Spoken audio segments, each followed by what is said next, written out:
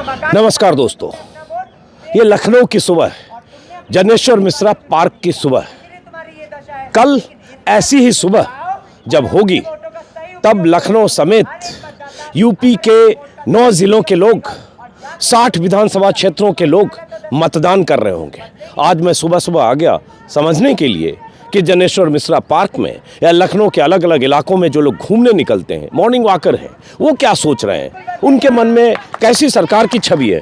तो पता चला यहाँ एक नुक्कड़ नाटक जैसा कुछ हो रहा है, अवेयरनेस के लिए, मतदाताओं को जागरूक करने के लिए, अपने मताधिकार का इस्तेमाल करें इसके लिए, और काफ़ी कुछ लोग यहाँ जमा भी हैं। तो पहले ये समझते हैं ये क्या है। नुक्कड़ नाटक हमने दिल्ली में और अलग अलग जगह बहुत देखे हैं, लेकिन इसका खास मकसद है। तो ये कौन लोग हैं? क्या नाम है आपका? शिल्पी टंडन। शिल्पी टंडन, क्या करते हो शिल्पी आप? लखनऊ इंटरनेशनल पब्लिक स्कूल में as a teacher, academic coordinator है। टीचर हो?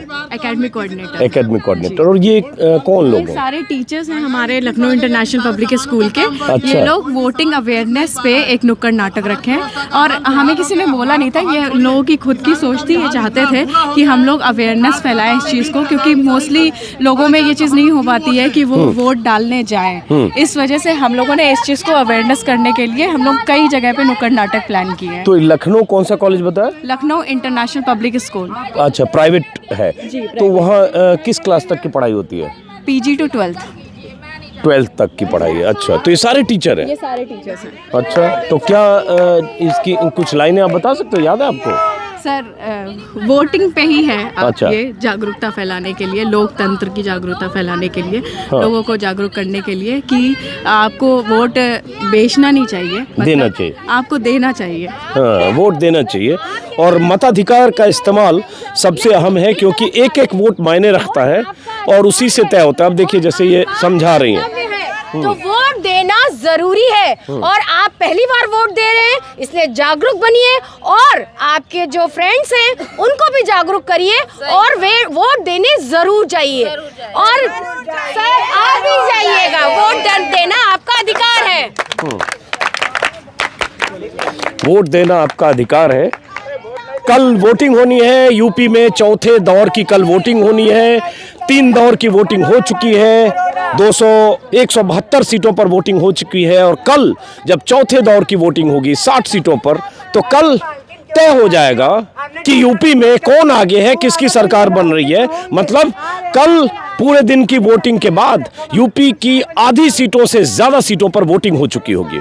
और जैसा कि शुरू में बताया कि मैं लखनऊ में हूँ, टीचर हैं आप भी? जी, तो आप लोग अवेयरनेस के लिए कर रही हैं? जी जी बिल्कुल। तो ये स्वतः स्फूर्त है, अपनी तरफ से इनिशिएट किया आप लोगों ने? जी बिल्कुल। अभी ऐसा माहौल चल रहा है कि अभी मतदान का माहौल चल रहा है, तो इसमें मुझे ऐसा लगता है कि, और हमारा स्कूल जो LIPS है, लखनऊ इंटरनेशनल पब्लिक स्कूल, उसने ये पहल की है कि लोगों को हम लोग जागरूक करें और उन्हें ये बताएं कि एक वोट कितना इम्पोर्टेंट होता है और एक वोट से क्या बदल सकते हैं। तो हम देश के जो युवा नागरिक हैं, ये हमारा कर्तव्य बनता है कि हम लोगों को उनके अधिकार के बारे में अवेयर कराएं और उन्हें बताएं कि वो अपने वोट का सही इस्तेमाल करें और सही उम्मीदवार लाके देश का और पूरे समाज का उद्धार करें। अब ये बताओ, आपका नाम क्या है? मेरा नाम रुखसाना परवीन है। रुखसाना, आप किसकी सरकार चाहते हो? कल मतदान है। सरकार तो देखिए सर, अभी जो काम कर रही है वो भी अच्छा ही कर रही है। हम चाहेंगे जो भी आए सरकार, वो एक आपसी सहमति से आए और एक अच्छा काम करके दे। सरकार कोई भी रहे, हमें देश के नागरिकों का सिर्फ एक भला चाहते हैं, बस उसी हिसाब से सरकार आए बस। हाँ, लेकिन कौन सी सरकार आए? कल तो वोटिंग है। वैसे तो सर, मैं अभी चाह रही हूँ कि एक सरकार हम देख चुके हैं, उसने क्या काम किया। उस हर सरकार की कुछ अच्छाइयाँ बुराइयाँ दोनों होती है। इस बार हम चाहेंगे कि थोड़ा सपा का भी वो रहे। हम चलिए, अब इधर भी जरा 2-3 पहले इन लोगों से बात करते हैं, फिर जो लोग यहाँ जुट गए उनसे। आप भी टीचर हैं? क्या नाम है आपका? सुषमा शास्त्री। सुषमा, कल वोटिंग है? मेरा पार्ट है। आप ही का पार्ट है? चलो जाओ, चलो इनका नंबर आ गया। मैम, आपका नाम जान सकते हैं? सुमिता, कल वोटिंग है। आप लोग अच्छा प्रयास कर रही हैं, कैंपेन कर रही हैं, मतदाता जागरूकता अभियान। जरा बात करने दीजिए यहाँ से प्लीज। तो किसकी सरकार आप चाहती हैं? अब कल तो वोटिंग होनी है, कैसी सरकार? किसी की भी हो, बट हम वी वांट कि एवरीवन शुड वोट। हाँ। तो इसीलिए we are just making the people aware कि they should go and vote and exercise their rights so that at least they if they whichever government they want they have to bring that person out. अच्छी बात है, लेकिन उसके बाद भी तो सत्ता एक सरकार की है, कई दावेदार हैं। हम लोग मतदाता हैं तो हम लोग को अपना अधिकार का पूरा पालन करना चाहिए। हाँ, वो समझ गया, लेकिन मैं चाह रहा हूँ यूपी के लिए एक मतदाता के तौर पर कौन सी सरकार आपको मुफीद लगती है? सरकार का अभी हम आपका इस तरह से बचना चाह रही हैं। हाँ, एक और टीचर, आपका शुभ नाम? मेरा नाम आकांक्षा शुक्ला है। तो आकांक्षा, जागरूकता अभियान आप लोग उसका हिस्सा हो, अच्छी बात है, लेकिन सरकार किसकी चाहते हो यूपी में अब? सर ये तो मैं क्या ही बताऊं, जो भी आए बस अपना काम अच्छे से करे। महिलाओं के लिए कौन सी सरकार अच्छी है? बोलते रहो। आओ डाले वोट। सर जो भी सरकार है अच्छा काम करे बस। तो महिलाओं के लिए कौन सी सरकार होगी जो महिलाओं योगी के लिए तो देखिए बीजेपी अच्छी है। हाँ, चलो अब जरा इधर आते हैं।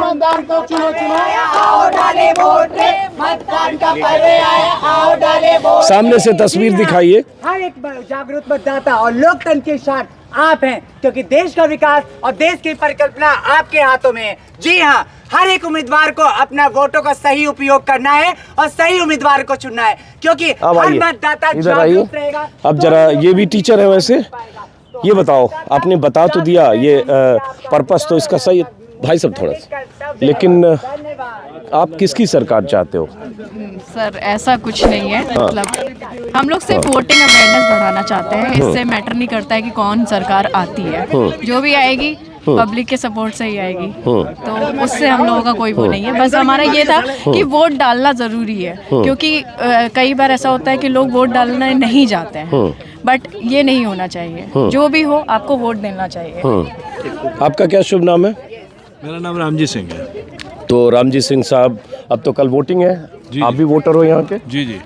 तो क्या चाहते हो, कौन सी सरकार होनी चाहिए? जो मौजूदा सरकार है या बदलाव चाहते हो? मौजूदा सरकार समाज के लिए, प्रदेश के लिए, देश के लिए बहुत ही अच्छी है, इसका कोई विकल्प नहीं। मैं मानता हूँ बहुत विकास हुए हैं, मैं मानता हूँ कि कहीं कहीं कुछ कमियाँ हैं, लेकिन वो कोरोना टाइम के वजह से पूरा कार्य करने का मौका नहीं मिला, इसलिए मौका दिया जाना चाहिए और सभी लोगों को इस बात को समझना चाहिए।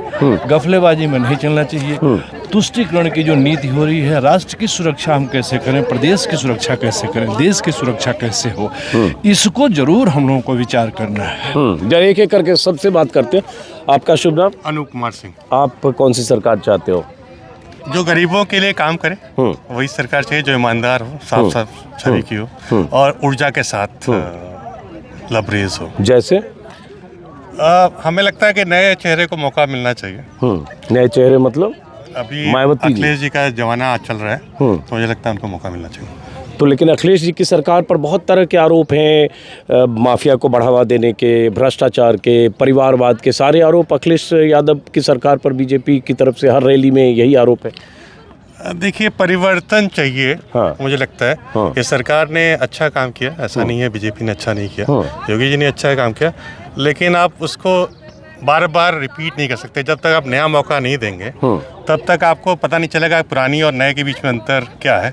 आपका सवाल सही है कि पुरानी सरकार पे कुछ गंभीर आरोप लगे हुए थे, लेकिन कुछ साबित तो हुआ नहीं है और एक आपका एक माहौल बनाया जा रहा था, पहले भी बनाया गया, फिर से बनाया गया। तो मुझे लगता है कि ज़रूरी है कि नए लोगों को मौका दें, नए चेहरे बहुत सारे आ रहे हैं। आपका शुभ नाम? राम सनेही।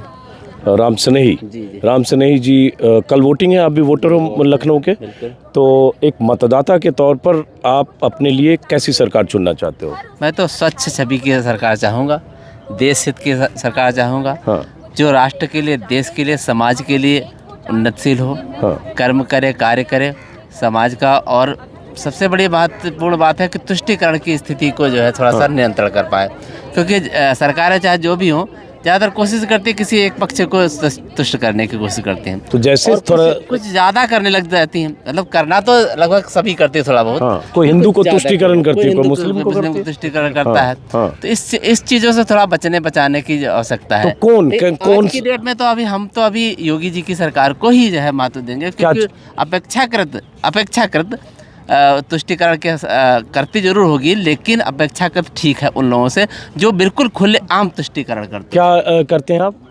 मैं तो एक छोटा सा काम करता हूँ कचहरी में। अपने अब शॉप जरा पे। पीछे, क्या शुभ नाम है आपका? मनीष कुमार यादव। मनीष कुमार यादव जी, तो आप क्या चाहते हो? यूपी में अब चुनाव है, बेरोजगारी चरम सीमा पे है। हाँ। वैकेंसी बोले थे 50,000 निकालेंगे, बीएड में सब धांधली हुई। हाँ। पेपर दोबारा कराना पड़ा टीटी का। हाँ। तो इस सब चीज़ को देखते हुए कि जो भी समाज के हित के लिए है वो कम से कम सही हो। हाँ।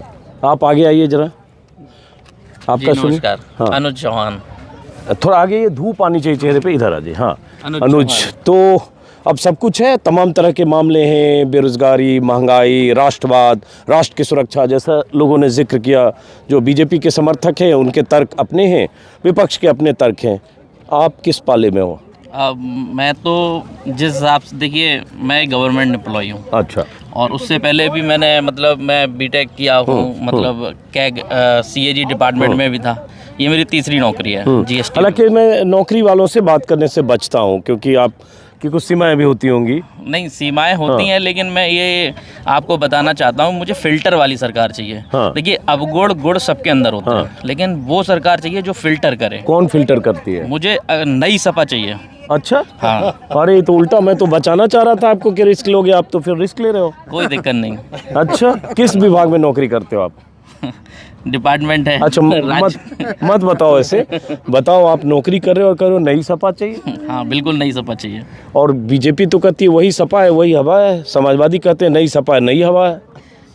समाजवाद, देखिए ऐसा है कि कुछ लोग, मैंने अभी फिर आपसे बोला था कि गुड़ अवगुण सबके अंदर होता है, लेकिन अखिलेश जी में ये है कि वो कहीं ना कहीं सब पार्टी में गुंडे और ये भ्रष्टाचार सब में है, लेकिन वो फिल्टर करने की कोशिश करते हैं। कहाँ, तो हर रैली में अमित शाह, अतीक अहमद और मुख्तार अंसारी यही सब नाम लेते हैं कि सारे तमंचेवादी लोग हैं। अब उनके पास इसके अलावा और फिर बचता क्या है, मुझे तो नहीं लगता। हाँ हैं? अमित शाह के ऊपर 120B का मुकदमा है उनके ऊपर। अब चलिए पुराने मामले फाइल नहीं खोलेंगे, जरा एक मिनट बाकी लोगों से। क्या शुभ नाम है आपका? दीपक नाम है सर। दीपक, कहाँ क्या करते हो आप? यही रनिंग की तैयारी, हम लोग आर्मी की तैयारी वगैरह कर कितने साल से रनिंग कर रहे हो? हो गया सर 3-4 साल। 3 साल से। तो रनिंग से एक फायदा तो हुआ कि एकदम फ्लैट हो, फिट हो। वो तो है सर, लेकिन वैकेंसी तो भर्ती भी आनी चाहिए आर्मी की। यहाँ लड़के मतलब शाम को सुबह इतने आ रहे हैं, लेकिन वैकेंसी आ ही नहीं रही है। और रैली पर रैली हो रही है सर। हम लोग का यही मांग है कि बस रैली आनी चाहिए आर्मी की। तो आ नहीं रही है वैकेंसी, आ रही है रैली कहाँ आ रही है? आर्मी के 2 साल से बंद पड़ा है और बाकी रैलियाँ हो रही हैं, चुनाव की रैलियाँ, लाखों लोग वहाँ आ रहे हैं, लेकिन रैली तो रैली तो अभी होनी शुरू हुई, बीच में उसमें भी बंद थी, पाबंदी थी। तो आप क्या चाहते हो? भाई हम लोग की बस रोजगार की मांग है और क्या सर। हम लोग अभी तो कौन दे देगा रोजगार? अब जो भी सरकार आए, मतलब ये सरकार वोटर कहाँ के हो आप? वोटर हम देवरिया जनपद के। अच्छी ये सरकार बदलनी है, बदलनी चाहिए। तो आपके इलाके में शायद 5वें या छठे चरण में, 7वें में, देवरिया में 7वें में है शायद, है छठे लास्ट। अच्छा, तो जो सरकार बदल जाएगी वो कहाँ से रोजगार लाएगी? अब तभी तो उसको देखा जाएगा सर, वो क्या कर रही है। बदलाव चाहिए कि नहीं? बदलाव चाहिए। बदलाव चाहिए। बदलाव चाहिए। एक मिनट, आ गया ये अब फर्स्ट टाइमर वोटर है, पहली बार के वोटर। आपका शुभ नाम? नमस्कार, मैं रंजीव कुमार बोल रहा हूँ। रंजीव कुमार। क्या करते हैं आप? सर जॉब में करता हूँ। सरकारी? नहीं, प्राइवेट। अच्छा, तो आप क्या चाहते हो? यूपी में बदलाव हो, दोहराव हो? नहीं, बदलाव तो होने चाहिए। बदलाव तो होने चाहिए। क्यों? हमारे राज्य यूपी या देश की बात है तो बेरोजगारी सबसे बड़ी समस्या है। अगर जो भी सरकार आए तो सबसे पहले जनता की मुद्दा होती है कि बेरोजगारी कम करे, महंगाई कम करे। ये सब जो मुद्दे हैं अभी जनता के सामने है। तो बेरोजगारी महंगाई कौन कम करेगी? ये सरकार कहती है हमने सबसे अधिक नौकरियां दी, सबसे अधिक हमने गरीबों को राशन दिया। मोदी जी रोज कह ही रहे हैं सब, योगी जी। अगर राशन देने से देश का डेवलपमेंट हो तो राशन ही देना चाहिए। तो ये राशन की प्रचार करनी चाहिए। तो बेरोजगारी, और हमारे देश की जो भी पार्टी है, जो भी मैनिफेस्टो है, वो कहीं भी जो भी पार्टी है, भाजपा हो, सपा हो या कोई भी हमारे देश की राष्ट्रीय पार्टी हो, उन लोग एक दूसरे की डिमेरिट निकालते हैं पार्टी में। लेकिन ये नहीं होनी चाहिए। होनी चाहिए कि किसी भी पार्टी को मौका मिला है तो उनको अपने जो डेवलपमेंट किए हैं वो जनता के सामने फेस करनी चाहिए। विकासवाद के मुद्दे पर चुनाव लड़नी चाहिए। अच्छा, तो विकासवाद के मुद्दे की तो बात कर रहे हैं मोदी योगी। कहाँ विकासवाद है? हाँ वो तो 2 करोड़ की रोजगार बोले तो 2 करोड़ तो आ ही गया, हाँ। 15 लाख की बोले तो अभी आ ही गया। हाँ तो क्या विकासवाद हो? अगर उनको ये होना चाहिए था कि नहीं मैंने इतने रोजगार दिया, ये मैंने महंगाई तो कह रहे हैं कि 5 लाख लोगों को नौकरी दी, करोड़ों को रोजगार दे दिया। उनके पास तो आंकड़ा होगा ना, वो पेश कर अखबार में छपता है। अखबार तो सर वो तो उसमें तो मैं भी कुछ छाप सकता हूँ। चलो, तो आपका शुभ नाम? डॉक्टर अरुण शेखर। क्या करते हो आप? MBBS करना है? कर रहे हो? तो अरुण MBBS करो, डॉक्टरी कर रहे हो? पौंडीचेरी से। तो जनता जो सरकार चुनने वाली है, तो जनता के तौर पर और वोटर के तौर पर आप कौन सी सरकार चाहते हो, दोहराओ या बदलाव? हम तो लखनऊ को देखते हुए हम चाहते हैं अखिलेश यादव जी फिर से आएँ, क्योंकि अखिलेश यादव ने बहुत काम किया लखनऊ के लिए। और क्या कहता है, यहाँ आगे जाएंगे लक्ष्मी मार्केट में, वहाँ नाला, गंदा नाला है। पहले था मुस्कुराओ लखनऊ में, अब पजामा उठाओ लखनऊ में। नहीं, ये तो गलत बात। मुस्कुराइए कि आप लखनऊ में हैं, लखनऊ को लेकर कहा जाता है। पजामा तो उठाना पड़ता है ना, गंदे नाले में जाएंगे तो। अरे एक जगह आप स्पेशली गंदे नाले मत जाओ, अच्छी जगह पे जाओ। नहीं, इधर में देखिए जनेश्वर मिश्रा पार्क है, टूरिस्ट आते हैं तो बैड इफेक्ट जाएगा कि नहीं, बताइए। आप आइए, क्या नाम है आपका? सुनिए, एक बात करना चाहता हूँ।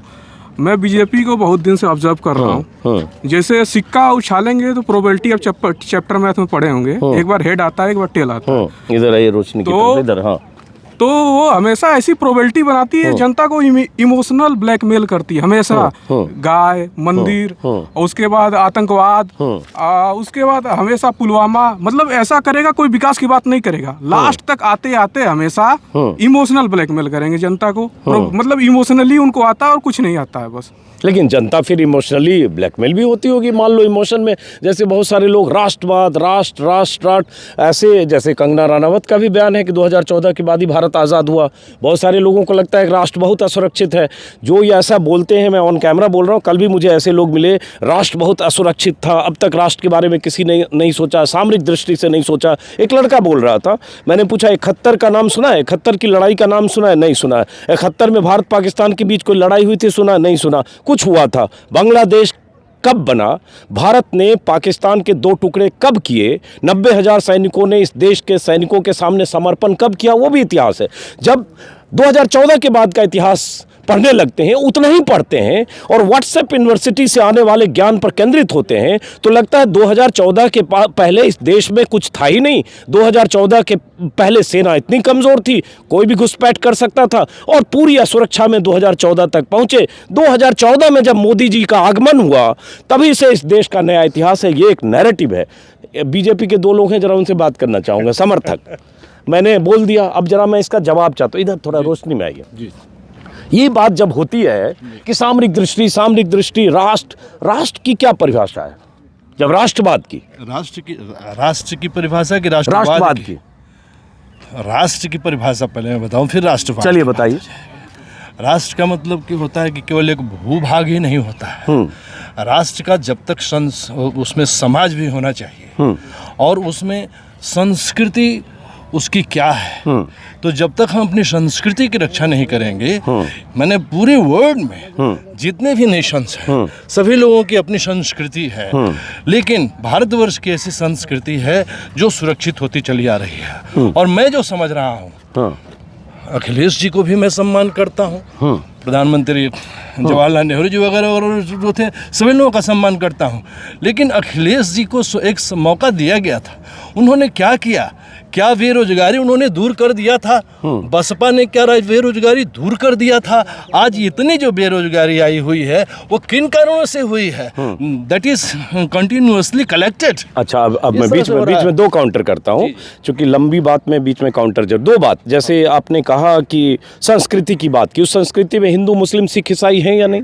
हिंदू, मुस्लिम, सिख, ईसाई हैं। काउंटर करते चलते हैं, लेकिन फिर 80-20 का नारा क्यों होता है? ना, हाँ, सभी हिंदू, मुस्लिम, सिख, ईसाई सब हैं, लेकिन जियो और जीने दो की बात होनी चाहिए। कौन जीने नहीं दे रहा? सत्ता में मोदी जी हैं, योगी जी हैं? ना, मैं पहले हिंदू, मुस्लिम, सिख, ईसाई पर मैं बात कर रहा हूँ। हिंदू कहता है, हिंदू कभी नहीं कहता है, इवन आई माई सेल्फ, मैं जब मैं चलता हूँ, मस्जिद पढ़ता है तो भी मस्तक हो लेता हूँ, मस्जिद है तो भी मस्जिद कर। मैं नहीं कहता हूँ कि मुसलमान भाई भगें, लेकिन मैं दावे के साथ कहता हूँ कि 15 वर्ष और 20 वर्ष के बीच में हिंदुस्तान के हिंदू लोगों को ढूंढना पड़ेगा कि हम लोग कहाँ भगें। यही नैरेटिव है, यही नैरेटिव है। यही एक मिनट रुकिए पहले। Principle of A college sir एक मिनट रुकिए। अरे आपस में एंगेज मत हो। आप एक मिनट पहले, मैं एक मिनट, मेरा आपसे आग्रह है, आपस में एंगेज मत हो। लेकिन एक मिनट रुकिए, काउंटर करते चलते हैं, चूंकि ये बहस हुई। कल बीजेपी के विधायक ने, मुझे याद नहीं है किस विधायक का वीडियो वायरल है, जिसमें एक धर्म विशेष को टारगेट करते हुए पाकिस्तान जाने और न जाने क्या क्या कहा। इटावा की बीजेपी विधायक सरिता भदौरिया ने कहा, हमारा नमक खाते हो, हमारा अनाज खाते हो, हमारा ये खाते हो और वोट हमको नहीं देते हो, ऐसे कैसे करते हो। जैसे सरिता भदौरिया ने अपने बाप दादा की जमीन बेचकर सबको नमक खिलाया। बीजेपी के दर्जनों नेता, विधायक, मंत्री, जिसमें केंद्रीय मंत्री तक शामिल है, बार बार पाकिस्तान चले जाओ के नारे बुलंद करते हैं, बयान देते हैं। गिरिराज सिंह से लेकर साक्षी महाराज तक नाम गिनाऊंगा तो इतने नाम हो जाएंगे। कौन कह रहा है ये सब? टिपिकल ना जिसको भारत से प्रेम नहीं है उसको जाना चाहिए। हम बात कर रहे हैं, लेट मी नहीं ठीक है, चलिए ठीक है, बात करेंगे। देखिए, बीजेपी एज ए होल नहीं कह रहा है, प्रधानमंत्री ने कभी नहीं कहा। कुछ लोग हर पार्टी में कुछ न कुछ हुआ करते हैं, इसलिए कुछ लोग ऐसे हैं, ये मैं मान सकता हूं। लेकिन इस देश के बोलते नहीं, एक मिनट रुकिए, एक मिनट सुनिए। हिंदुस्तान के बारे में नहीं सोचता है भाई साहब, एक मिनट, हम आपसे बात करें, आप लोग आपस में बात क्यों कर रहे हो? आप लोग आपस में बात करो, आप लोग बात मत करो। आप एक मिनट रुकिए सर, हम लोग बात करते हैं ना। जो राष्ट्र के बारे में नहीं सोचता है उसको इस देश में रहने का कोई अधिकार नहीं है, कोई भी हो चाहे। अब इनको अब समझ में आया कि इन्हीं के पक्ष में बोल रहे हैं, पहले इनको लग रहा था इनसे बात हो रही। जो भी आदमी, सर आप इधर बात करूं, क्या शुभ नाम है आपका? परिचय। मेरा नाम धनंजय सिंह। धनंजय सिंह जी, ये बताइए, हम गुस्से की बजाय सहजता से बात करें, सहजता से, कि जैसे ये कौन तय करेगा कि कौन 130 करोड़ की आबादी में कौन राष्ट्र के खिलाफ है, कौन राष्ट्र के साथ है। और राष्ट्र का मतलब थोड़ी देर के लिए, और राष्ट्रवाद का मतलब बीजेपी और मोदी जी को किनारे रखिए, वो एक सरकार है के मुखिया है। राष्ट्र का मतलब बीजेपी या मोदी जी नहीं है, नहीं है। भारत का 135 करोड़ जनसंख्या है और वो राष्ट्रवाद को तय करती है, ऐसी बात नहीं है। लेकिन केवल एक तरफ से ताली नहीं बजती है, दोनों तरफ से ताली बजती है। अगर हम भाई मानते हैं तो वो भी हमारी माता को माता मानना चाहिए उनको भी।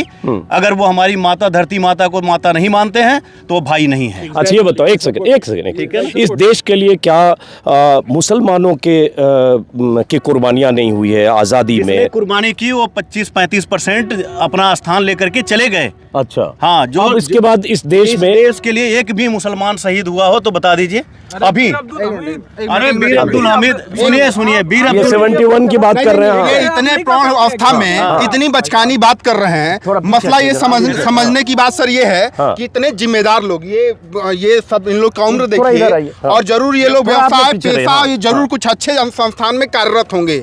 लेकिन देखिए, इतनी नफरत, इतनी घृणा और इतने गुस्से के साथ ये आपके साथ पेश आ रहे हैं। इस बात को समझना होगा। ये अपनी जिम्मेदारियों को एक तरीके से ताक पर रख दिए हैं। बताइए, इस सहिष्णु और इस समाजवादी, आपके पास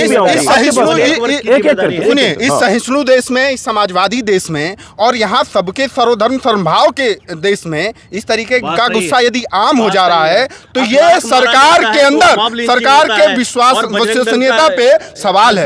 जब से भारतीय जनता पार्टी सरकार में आई है सेंटर में, उत्तर प्रदेश में, आप तो तमाम जगहों घूमते हैं। लखनऊ, जहां मुस्कुराइए आप, लखनऊ में है। आपने इसी बात के साथ अपनी बात शुरुआत करी। इतने बेहतरीन शहर में इतना गुस्सा इस चौराहों पे, इस पार्कों में आम हो गया है। और इसी वजह से यदि तमाम यहाँ नौजवान भी हैं, सवाल तो है ही, लेकिन इस नफरतों को हटाने के लिए भाजपा को हटाना पड़ेगा और तभी जाकर के हम आपसी सद्भाव, सुनिए बोलिए मत,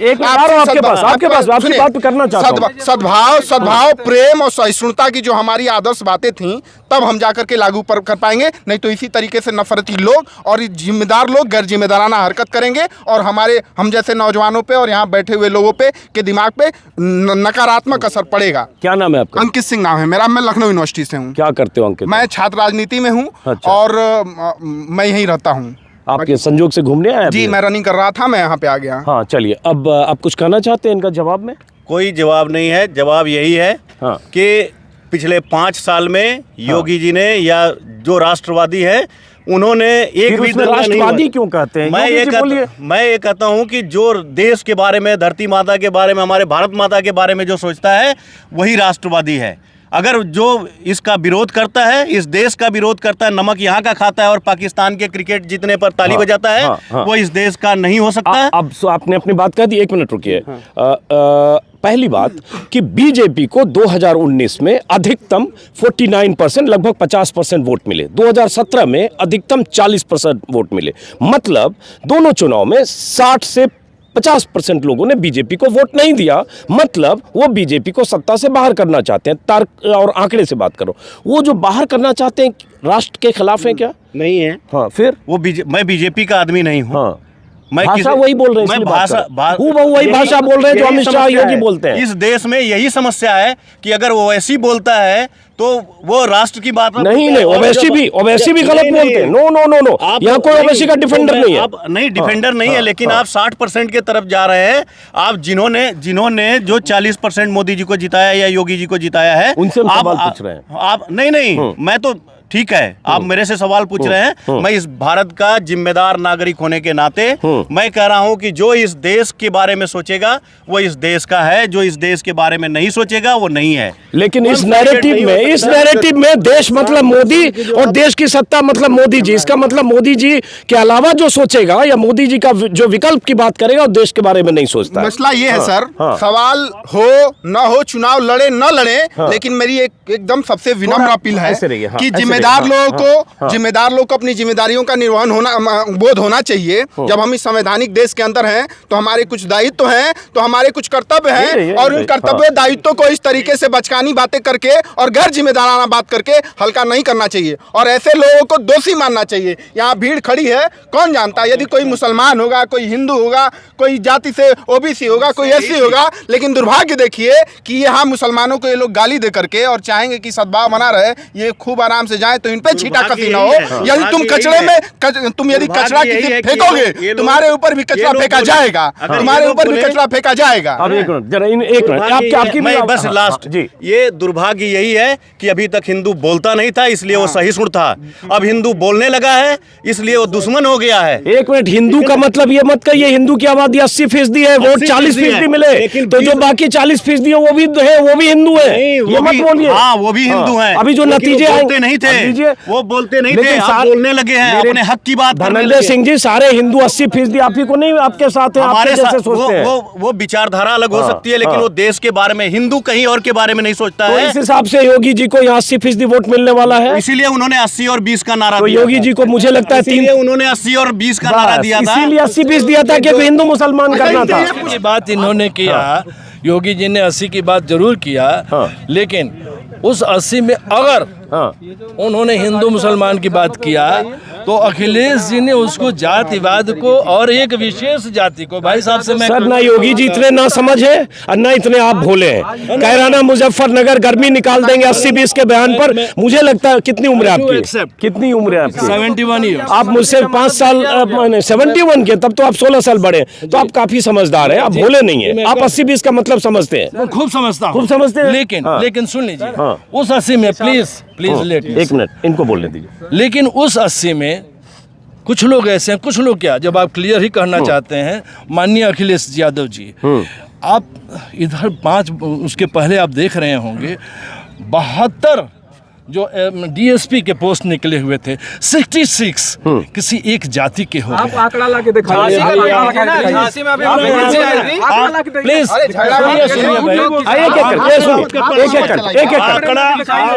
आपके पास एक करके बात करिए, हाथ पांव मत चलाइए और सुनिए। एक मिनट, आराम से, नहीं आराम से, आप भी थोड़ा इनका सम्मान करो, ऐसे बात मत करो। चूंकि बात आराम से बात, 1 मिनट, इन्होंने आप एक करके, ठीक है। और अखिलेश यादव के सामने छात्र सभा में जाके जिंदाबाद करना है, इसलिए ये लोग बोलते हैं। आपको किसके सामने जिंदाबाद? जो जैसे किसानों को जिसने कुचल दिया वो जमानत पे रिहा हो गए, मंत्री भी अपनी पोस्ट से इस्तीफा नहीं दिए, ठीक। उसके बाद वो मीडिया वालों को भी गाली दे रहे थे उस दिन।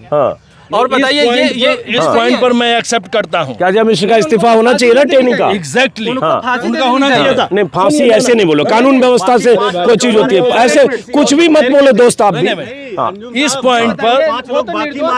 पॉइंट पर मैं डिफर करता हूँ। और इस पॉइंट पर ब्राह्मण तुष्टि, कहीं भी तुष्टिकरण हो रहा हो, ब्राह्मण तुष्टिकरण की नीति के लिए आशीष मिश्रा जी को इस तरह से किया गया, डिफेंड किया गया। I don't accept. चलिए, अब आपस की बहस आप लोग ज्यादा करेंगे तो मुझे थोड़ा एक बार नैरेटिव क्या चल रहा है ये बताना भी पड़ेगा। और यूपी की 60 सीटों पर, 9 जिले की 60 सीटों पर कल वोटिंग है। और अगर पिछले चुनाव की बात करें तो 60 में से 52 सीटें बीजेपी को मिली थी, 4 सीटें सपा, 2 बसपा, 2 कांग्रेस। अब समझिए ये चौथा दौर है। और चौथा दौर बहुत अहम क्यों है? क्योंकि लखनऊ में चौथे दौर में वोटिंग है। लखनऊ में बीजेपी सरकार के मंत्री भी हैं और अखिलेश यादव, मुलायम सिंह यादव के परिवार से छिटक कर बीजेपी में गई अपर्णा यादव भी हैं। तो लखनऊ के मतदाता और यूपी के उन 9 जिलों के मतदाता क्या फैसला करेंगे जहां पीलीभीत, लखीमपुर, बांदा, हरदोई, फतेहपुर, सीतापुर, उन्नाव, रायबरेली, इन सब इलाकों में चुनाव होना है। और ख़ास बात ये कि इस चुनाव के साथ, कल के मतदान के साथ यूपी में किसकी सत्ता बनेगी, योगी का दोहराव होगा या यूपी में बदलाव होगा, ये तय हो जाएगा कल लखनऊ में वोटिंग के साथ। या बहुत सारे लोग यहाँ मॉर्निंग वॉकर हैं, आपसे भी कुछ बात कर लेते हैं। क्या नाम है आपका? नागेश्वर सिंह कुशवाहा जी। तो आप वोटर कहाँ के हो? सर मैं गाजीपुर जिले का हूँ। गाजीपुर में हो? तो गाजीपुर में तो चलो 7वें दौर में चुनाव है। तो कुशवाहा जी इस बार क्या इरादा है? इरादा देखिए सर, साफ दिखता है। हाँ। कहना नहीं पड़ता है। हाँ। अगर गड्ढा खोदेंगे तो गड्ढे में गिरेंगे। हाँ। और गड्ढा भरेंगे तो बराबर चलेंगे। ठीक है। तो इतने दिनों में देख रहा हूँ 25 साल से। हाँ। मैं मान के चलिए मैं 15 साल से वोटर हूँ। और इस हिसाब से देख रहा हूँ तो बीजेपी सबसे एक नंबर पे है। और एक नंबर पे ही लग रहा है, लग रहेगी। और अखिलेश की बात है, अखिलेश जब अपने परिवार के ही लोगों को एकजुट नहीं कर पा रहे हैं तो इस सरकार को एकजुट क्या कर पाएंगे? पब्लिक को विकास चाहिए। विकास अगर हमारे साफ दिख रहा है तो हम उसी को वोट देंगे जहां विकास दिख रहा है। चलिए, कुशवाहा जी की ये राय है, हर राय का सम्मान होना चाहिए।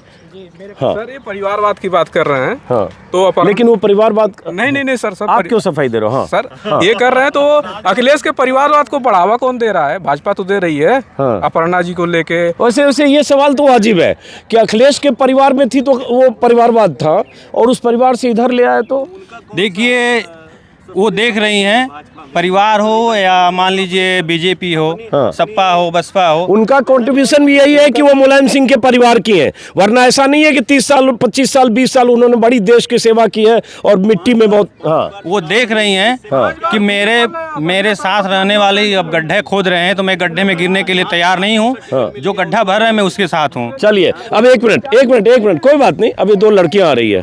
1 मिनट बच्चों, 1 मिनट। आप लोग वोटर हो? नहीं। वोटर हो? नहीं हो? दोनों नहीं हो? लगते तो वोटर हो। चलो अभी वोटर नहीं है। हाँ जी, बोलिए, आप ही से पूछ लेते हैं। क्या नाम है आपका? विकास त्रिपाठी जी।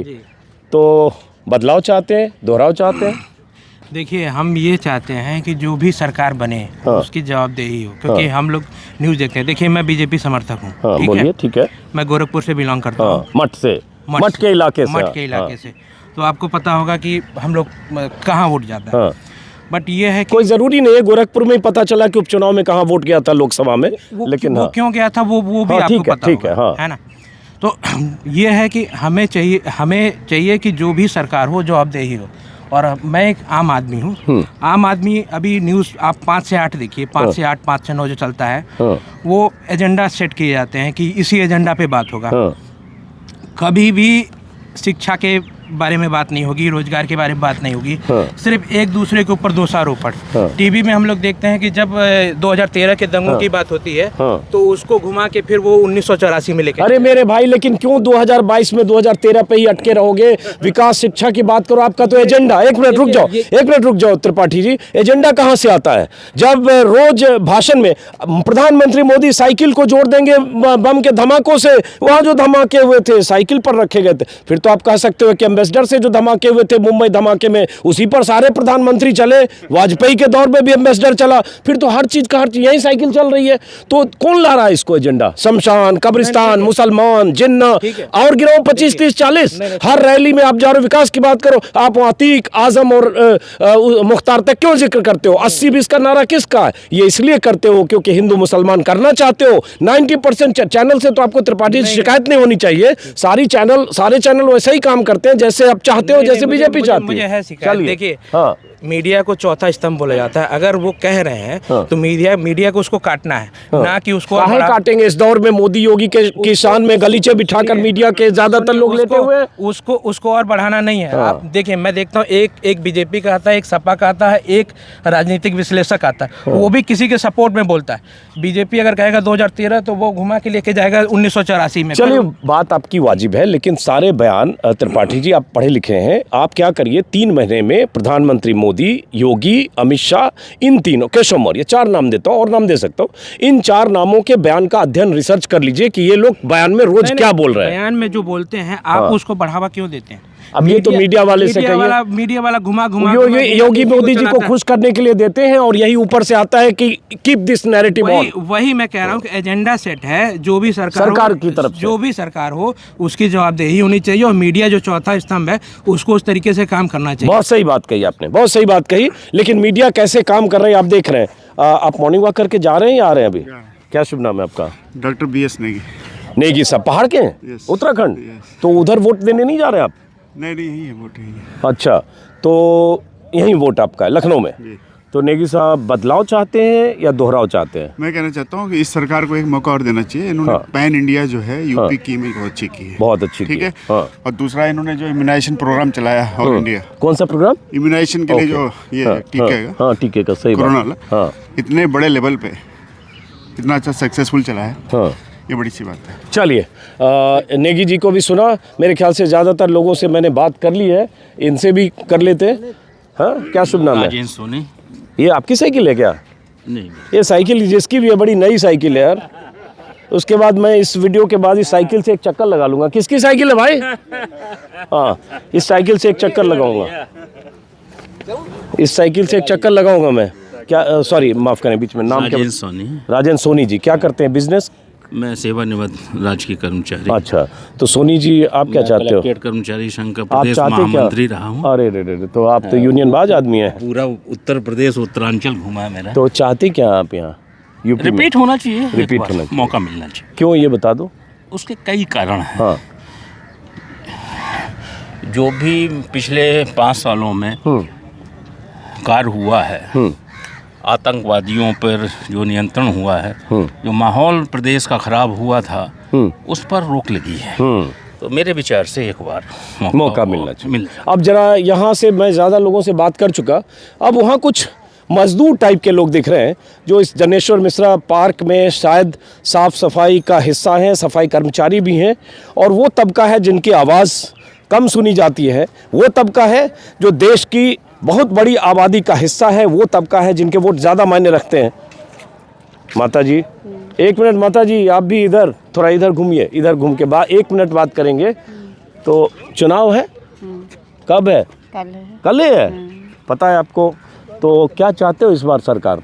हम तो ये साइकिल चाहते हैं। साइकिल? 1 मिनट रुको, क्या नाम है आपका? अरे मरना सुशीला। अच्छा, क्यों साइकिल चाहते हो माता जी आप? हैं? हैं माता जी, चुनाव कब है? हम कहाँ जाने कब है? कहाँ जाने कब है? कल चुनाव है। कल है? हाँ, कल है। अच्छा, वोट कहाँ है आपका? हाँ, हमारे मखदूमपुर में हम रही थे। मखदूमपुर रहे थी? मखदूमपुर कौन जिला? अपन लखनऊ। लखनऊ में ना? तो कल वोट है माता जी। अच्छा। तो किसका सरकार चाहते हो इस बार? अब जी का बताओ, का चाहिए? अरे हम ना बताएंगे, हम तो आपसे पूछते हैं किसका सरकार चाहते हो? अब हम की का बताइए? क्या बताई? हमारे पास वह नहीं है, रसीद नहीं है। तो योगी, मोदी, अखिलेश यादव, मायावती है? मोदी। मोदी? हाँ। का है मोदी? अब किका बता दे, हमका बताओ तो बताइए। हम कहा नहीं चलो हम कुछ नहीं बता रहे, नहीं हम तो नाम बता रहे। माता जी नाम सुना है? अखिलेश यादव, मायावती, मोदी, योगी, किसका सुना है? अखिलेश है। हाँ। हाँ हाँ हाँ। योगी, मोदी और मायावती का सुना है? हाँ सुने, नाम सुनी। तो किसको चाहते हो आप सरकार? किसको चाहते हो? तो भाई चाहिए अखिलेश का। अखिलेश का? अभी कौन है सरकार का मुख्यमंत्री? हम कहा जाने को है भैया। माता जी कंफ्यूज कर रहे हैं। प्रणाम माता, जाइए। एक मिनट, जरा सफाई कर्मचारी, एक सेकंड। हाँ हाँ ठीक है। अच्छा तब तक, जब तक मैं आया तब तक लोग इधर से, आप यही काम करते हो? हैं? क्या नाम है आपका? हमारा अनिल कुमार। अनिल कुमार। तो अनिल कुमार क्या चाहते हो इस बार यूपी में क्या होना चाहिए? यूपी में है चुनाव है ना? हाँ तो कल है चुनाव। कल है तो कल क्या चाहते हो आप?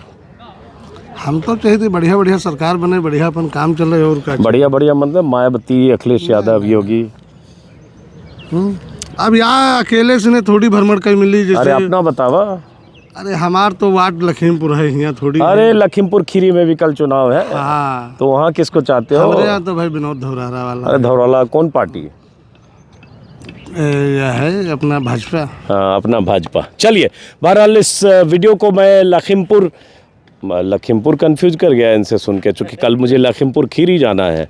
इस वीडियो को जनेश्वर मिश्रा पार्क से ख़त्म करने के पहले अब दो लोग उधर से इशारा कर रहे हैं, कुछ बोलना चाह रहे हैं, इनकी भी सुन ली जाए। बताइए क्या नाम है आपका? सर मेरा नाम अतुल है। अतुल, बताइए अतुल, पूरा नाम क्या है? मेरा नाम अतुल यादव। अतुल यादव, बताइए अतुल। सर हम लोगों का जो मुद्दा है केवल और केवल रोजगार है, क्योंकि हम लोग युवा हैं। हाँ। और इस सरकार में हमने 5 साल में देख लिया है कि रोजगार के नाम पे सिर्फ और सिर्फ लोगों को बेवकूफ़ बनाया जा रहा है। ना रोजगार की बात की जाती है, ना महंगाई की भी बात की जाती है। 5 साल केवल हिंदू मुस्लिम इन्होंने किया है। हाँ। और वही कर रहे हैं। हाँ। तो हमारा मुद्दा सिर्फ रोजगार है, और इस बार उत्तर प्रदेश में ये हिंदू मुस्लिम नहीं चलने वाला है। चलिए बहरहाल आपका क्या नाम है? सिद्धार्थ। पूरा नाम? सिद्धार्थ गुप्ता। सिद्धार्थ गुप्ता। साइकिल आप ही की है? वो आप ही की थी? इसी साइकिल पर तो मेरा टारगेट था कि इसको लेके घूमूंगा। आपके पास आया हूँ। तो सिद्धार्थ क्या करते हो आप? मैं जो है प्रिंटिंग प्रेस चलाता हूँ। तो प्रिंटिंग प्रेस चलाते हो, छापते हो? जी जी जी। तो कल लोग किसके पक्ष में ज़्यादा छापने वाले हैं ईवीएम पे? अब ये तो वक्त ही बताएगा। आप क्या चाहते हो? हम कुछ नहीं बता सकते, क्योंकि हम तो सारे पार्टियों का छापते हैं। अच्छा। अभी एक पार्टी के बारे में बोलेंगे तो फिर तो आप किसकी सरकार चाहते हो? बदलाव, दोहराओ? अब ये मैं कुछ नहीं बोल सकता। नहीं बोलेंगे। चलिए ये भी इनका एक अधिकार है। और मैं इस वीडियो को जनेश्वर मिश्रा पार्क तो बड़ा शानदार है, ये नहीं? जी जी, जी। ये पार्क मैं शायद तीसरी बार आया हूँ, पहले आया साइकिलिंग भी की, और अखिलेश यादव के राज में ये पार्क बना। और जो लोग लखनऊ कभी आते हैं या आए हैं उन्होंने देखा है, जिन्होंने नहीं देखा वो कभी लखनऊ आए तो जनेश्वर मिश्रा पार्क को ज़रूर देखें। ऐसा पार्क किसी शहर को क्या कहें, बहुत वैल्यू ऐड करता है किसी शहर में। अगर शहर के बीचों बीच ऐसा पार्क हो, पता नहीं कितना एकड़ है, मुझे अभी ध्यान नहीं है इसका। और बहरहाल पार्क तो बहुत अच्छा है। बहुत अच्छा है? ये पार्क जो है आई थिंक 373 एकड़ में बना हुआ है। 373 एकड़। जी। चलिए तो इस वीडियो को एशिया का सेकंड लार्जेस्ट पार्क भी है। अब देखिए ये जानकारी अगर पहले होती तो मैं पहले बोल देता, मैं जल्दी में आया। तो फिलहाल इस जनेश्वर मिश्रा पार्क से इस वीडियो को ख़त्म करते हैं। फिर मुलाकात होगी लखीमपुर खीरी इलाके में, निघासन, पालिया और भी इलाके में। और उसके बाद 27 तारीख को प्रयागराज, इलाहाबाद समेत बाकी जिन इलाकों में 5वें दौर की वोटिंग है, तो इलाहाबाद में रहूँगा लगातार आसपास के 100, 150, 200 किलोमीटर के दायरे में। ऐसे जैसे चुनाव का सिलसिला बढ़ेगा वैसे वैसे मेरा भी काफिला बढ़ेगा। तो फिलहाल नमस्कार करने से पहले देखिए एक मैडम आ गए, इनसे बिना बात किए कैसे नमस्कार करेंगे? क्या शुभ नाम है आपका? रेखा सिंह। रेखा सिंह जी। तो चलिए इस प्रोग्राम की शुरुआत एक महिला से हुई और इसका समापन भी एक महिला से होना चाहिए। तो रेखा जी क्या करते हो आप ऐसे? मैं हाउसवाइफ हूँ। हाउसवाइफ हो। तो सरकार बनने वाली है। यस। कल वोटिंग है। यस। आप भी लखनऊ की वोटर हो? हाँ। तो आप बदलाव चाहते हो, दोहराव चाहते हो? दोहराव चाहते हैं। दोहराव चाहते हो योगी जी की? यस। क्यों, ये बताओ, समझाओ। हाँ, I feel safe and proud being मुख्यमंत्री, क्योंकि जिस तरह से वो काम कर रहे हैं मुझे लगता है उन्हें ही आना चाहिए, क्योंकि मैं बहुत सेफ फील करती हूँ। और जिसके नेतृत्व में वो काम कर रहे हैं, राष्ट्र सेफ है। आपको शायद याद होगा या नहीं याद होगा, कुछ समय पहले तक 17 से पहले जब हम किसी भी फेस्टिवल्स पे बाहर निकलते थे, फेस्टिवल आने वाला होता था, बम से सावधान, लवारिस चीज़ों को मत छूइए, होता था। ये होता था 17 से पहले नहीं, ये आप बात करें 90 के दशक में जब आतंकवाद था। नहीं, अभी मैं लखनऊ में मुझे लगता है 10 साल हुए। हाँ। तो अभी मैं 16 की बात कर रही हूँ भाई। 16 में हर जगह बम से सावधान लिखा होता था। हाँ, 16 से पहले होता था, लिखा नहीं होता था। हाँ। लोग कहते थे भैया मत निकलो, बाजार मत जाओ। हमारे घर में होता था कि अच्छा। तो ये बताओ, जैसे 12, 13, 14, 15, 16 में लखनऊ में कितने धमाके हो गए बम से? नहीं हुए ना। नहीं, लेकिन इंडिया में होते थे ना, हिंदुस्तान में होते थे। आता था कि नहीं, लिख के आता था ना कि बम से सावधान, आतंकवादी घटनाएं हो सकती हैं। अब नहीं है, तो अच्छा फील करते हैं। चलिए, बहुत बहुत शुक्रिया। महिलाएं अच्छा फील करती हैं। एक मैं कहूँगा कि एक सुरक्षा और लॉ एंड ऑर्डर सेफ्टी का मुद्दा है जिसका जिक्र ये कर रही है। बहुत कुछ है, बहुत कुछ है। वो तो देखिए, जैसे आप बहुत कुछ बता रही हैं, वैसे इधर दूसरा कोई आ जाएगा, वो भी बहुत कुछ बताने लगेगा। लेकिन लोकतंत्र में सबकी राय का अपनी राय है। लेकिन रही बात अपने अपने पक्ष की, तो भाई सबकी आइडियोलॉजी है, सबकी अपनी अपनी पसंद है। हाँ, रही बात योगी और मोदी या भाजपा की, तो जय हो, जय श्री राम। चलिए, जय श्री राम को भी एक तरह से चुनावी नारा ही बना दिया गया है। लेकिन फिलहाल इस वीडियो को मैं जनेश्वर मिश्रा पार्क से ख़त्म करता हूँ। श्री राम की बात करें तो उसको हमने चुनाव से जोड़ दिया। लेकिन चुनाव में रैलियों में जय श्री राम का नारा का कोई मतलब नहीं। भगवान राम का नाम लेकर जय श्री राम के नारे लगाकर चुनाव से कोई मतलब नहीं है। चुनाव से मतलब नहीं है इसका। मतलब इसका जय श्री राम का इस बात से है कि भाई 500 सालों से अटका हुआ था मंदिर, बनवा दिया। योगी मोदी के हमारी भाजपा सरकार ने बनवाई, जिसका जो हिंदुत्व की आस्था जुड़ी हुई थी। तो जय श्री राम कहना अपराध है क्या? ये कोई नहीं कहा। देखिए, ये भी एक ट्रेनिंग है। जो मैंने नहीं कहा वो अपने जोड़ा, और उसके बाद क्या बीजेपी वाले ट्रोल करेंगे, देखो एक महिला ने जय श्री राम कहा तो इन्होंने कहा अपराध। मैंने ये नहीं कहा। मैंने कहा चुनाव से जय श्री राम का रिश्ता क्यों? नहीं है। धार्मिक आस्था और मताधिकार दोनों अलग अलग चीज। ओम नमः शिवाय कहूँ तो धार्मिक है, जय श्री राम कहूँ तो ये चुनावी मुद्दा है। भाई ये तो डुअल चीज है ना। मैं तो ओम नमः शिवाय भी बोलती हूँ। बोलिए, जय श्री राम भी बोलती हूँ। चुनावी रैलियों में ओम नमः शिवाय और जय श्री राम का मुद्दा नहीं हो। जय हिंद बोलिए, जय हिंद बोलिए। जय हिंद तो तभी है, जय श्री राम तो तभी है जब जय हिंद है। हाँ, चलिए, हम सुरक्षित तभी है जब जय हिंद है। उसकी बात तो छोड़ दीजिए। बिल्कुल। चलिए, अब इस वीडियो को खत्म करते हैं। मैं कहूँगा जय हिंद, जय भारत, नमस्कार।